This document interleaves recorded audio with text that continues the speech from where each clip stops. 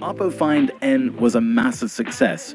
It was the most perfect foldable phone in terms of form factor when it got released back in December 2021. And now we get a batch of rumored specs for the Oppo Find N2 thanks to Digital Chat Station. Oppo Find N2 is said to come with Snapdragon 8 Plus Gen 1 chipset with a 7.1-inch LTPO foldable display having 120Hz refresh rate. It is also said to house a 4520 mAh battery. For security, it won't have any in-display fingerprint sensor. We will get to see side-mounted fingerprint sensor like the previous model.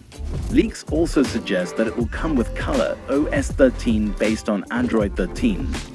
The phone is rumored to have 8GB RAM with 256GB internal storage. It will have 50MP plus 13MP plus 16MP triple camera setup on the back, and as for the front-facing camera, it will have a 32MP camera. That's all for the leaks. Thank you for watching. Please like and comment as it helps with YouTube algorithm. Subscribe if you aren't subscribed to the channel.